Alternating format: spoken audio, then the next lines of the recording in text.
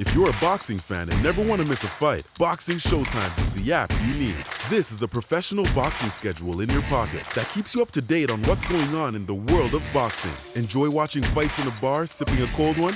We got you. An interactive map with your local boxing bars is available to you at any time. And that's not everything. Set reminders, buy tickets, watch official highlights, get boxing news, and so much more. Download now. Thank us later. Deontay Wilder, I'm going to quote him from a recent interview he gave. Now, something that we actually haven't talked that much about is that Eddie Hearn, Alexander Usyk, Frank Warren, etc., a lot of them have had stuff to say post-Fury and Ngannou. You know, Warren obviously has been, defending Fury, saying, oh no, he's Usyk next. Usyk has had his say, Hearn, Joshua, etc., and Ngannou. We haven't really heard from Deontay Wilder. Well, that's changed. Now, I remember post-Ngannou, right? It might have been in the post-fight review. It might have been in one of the videos I did after. I think it was on the Sunday. There was people asking the questions, even in the comment section, does that mean Tyson Fury was cheating against Deontay Wilder? And the answer is a resounding no, right? But Deontay Wilder, I'm going to quote him here, he gave his 2 cents on the performance by Tyson Fury against Francis Ngannou, and he says, I didn't even watch the fight. I had a lot of people call me about it, especially when he got dropped. After the fight, a lot of people were figuring out what was going on. Maybe he did cheat. Maybe he did have something in his gloves. All these things are coming up now. Everyone's saying he's lost. So, people speculating that Tyson Fury cheated in the Deontay Wilder fights, because it's not just one fight that they're talking about. They're primarily talking about the rematch. The fight they had in 2020, they primarily talk about that one. They don't tend to mention the third fight that much, and somehow, inexplicably, the first fight gets dragged into this whole equation as well. So for those who don't know, because maybe some people have only got into boxing over the last year, 18 months, and, gone full-blown hardcores. When Tyson Fury fought Deontay Wilder, there was a list of excuses. Some was that it was Wilder had something wrong with his bicep, that the suit was too heavy. But the one that persisted, which was started by the Deontay Wilder fans, right, majority of them, was that Fury had tampered with his gloves. That he had an egg weight in his gloves, bizarrely, right? And they said that evidence could stem from the fact that Fury's glove looked a bit deformed. Now, I find this amusing because they were saying this after the second fight, but they were using clips of Fury's glove that he wore in the first fight, because for those who don't know, in the first fight he used Everlast MX gloves, which are made primarily of horsehair, and they will deform.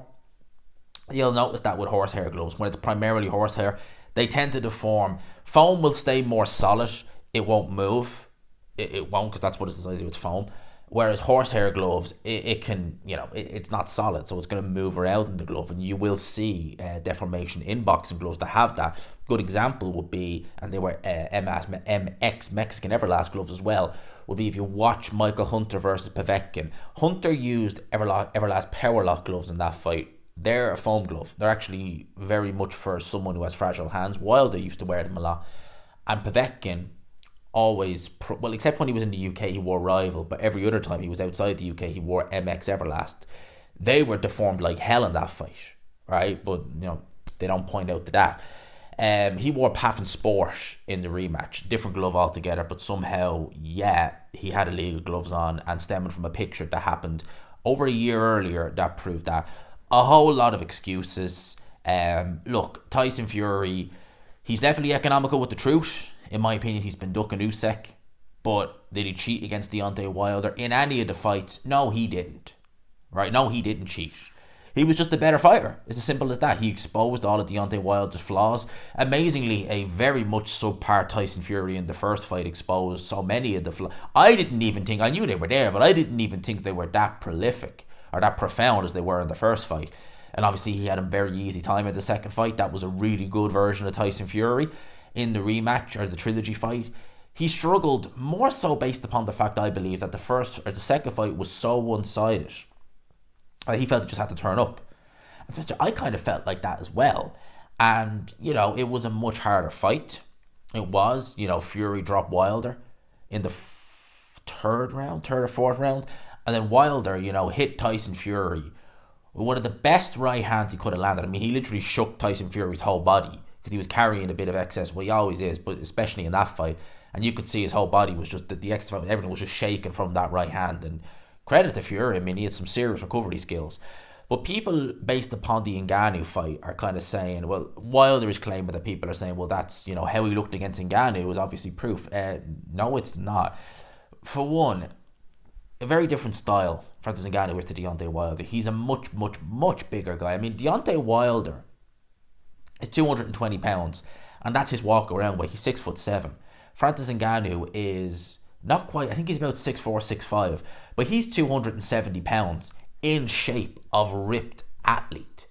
I mean, this guy does not have the dimensions of Deontay Wilder. Deontay Wilder is a very skinny individual. That's the way he is. That's just how his body shape is. Francis Ngannou is absolutely ripped to shreds. He is a hulk of a man. He really is.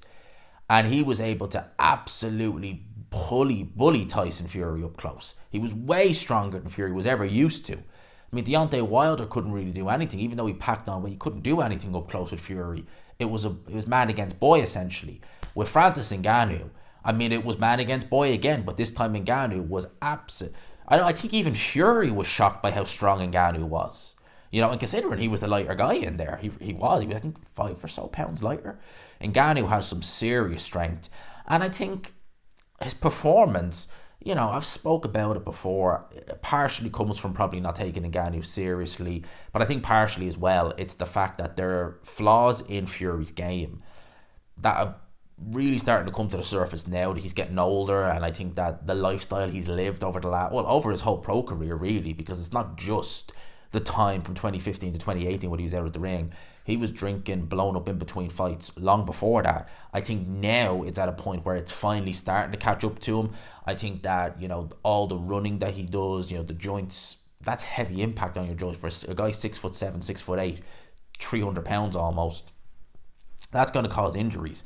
And I think the body is just starting to say, enough's enough. So you factor in a subpar Tyson Fury with a body that's maybe not where it needs to be in terms of just everything, in terms of the shape it's in, how strong it is, how it can hold up to rigorous training, and you combine that with a guy who we probably didn't take serious in Ngannou, who posed different obstacles to the Deontay Wilders, the Derek Chisora of the world, you get a bad performance like that. Does that prove that he cheated against Wilder? No. I mean, Deontay Wilder, right? JD's, who is one of Deontay Wilder's, you can say cornermen, but enablers in another way. He's the guy who oversees the gloves, right? He's still in Deontay Wilder's team, right? So if he oversaw the gloves and had a look at Fury getting his hands wrapped, etc., he'd obviously know that, hey, something's not right here. Instead of going back to Deontay Wilder and saying it, he just, casually ignored it, but yet he's still in Deontay Wilder's team. But I was going to say Malik Scott, but Mark Breland is gone. That doesn't make any, excuses. That's all it is. Do I think that Fury cheated? No, I don't. I think in all 3 fights, he just proved he was the better of the two. Does that mean that, I've always said with Wilder, Fury, in my opinion, is the better of the two. But if they fought 10 times, Wilder would win, in my opinion, probably 3 of those. Yeah, he would, because Wilder's power is always there. And I think that 3rd fight, Wilder made a catastrophic mistake coming in heavy. If he'd have been 220, right, yeah, he wouldn't have been able to push Fury back, but he wasn't really able to do it even close to 240. He would have had more energy, more stamina. He would have been faster, because he was slower than he normally is in that fight. And I think with how Fury looked in that 3rd fight, a 220 Deontay Wilder, we could be talking about Fury Wilder 3, we could be talking about the heavyweight division in general, in a very different light, in my opinion, if Wilder did come into that 3rd Fury fight in his normal 220, I believe. Because I think that on that night, Fury did not look amazing, and he'll even admit it, more than likely. And I think that Wilder helped the fact by coming in so heavy. 238, crazy heavyweight for Deontay Wilder to come in, especially given the dimensions he has. So, yeah, that's my thoughts on everything. Let me know yours in the comments, what you think of Deontay Wilder here. He's also talked about, Anthony Joshua, Andy Ruiz, stuff like that, saying that he wants to get a face-to-face meet with Anthony Joshua to make the fight. You know, he says, I don't know much what's up with Joshua, bro. Maybe I'm going to have to go to England and sit down with him on some real men. You know what? You know, he's talking about Deontay or Anthony Joshua. And look, that's something that we do want to see. We want to see Wilder versus Joshua. I certainly do. You know, Eddie Hearn, was it in a boxing, it was last week in a Boxing Scene article, was saying that Fury can't go his career without facing Joshua because Joshua will retire him, or he can't retire without facing Joshua. Well, Eddie, in my opinion, with the amount that's been mentioned, Joshua can't really go his career without facing Wilder. You know, it's equal. You know, yeah. Would I like to see Fury versus Joshua? I want to see Fury versus Usyk first, but I wouldn't mind seeing Fury versus Joshua at some point. Not next. Usyk next. But that frees up the division for other fights. Joshua Wilder, let's go. Let's have it. That's my thoughts on everything. Let me know yours in the comment section below. Hope you enjoyed the video, people. Smash the like button if you could. Subscribe, of course. If you haven't already, for now, I will talk to you. Peace.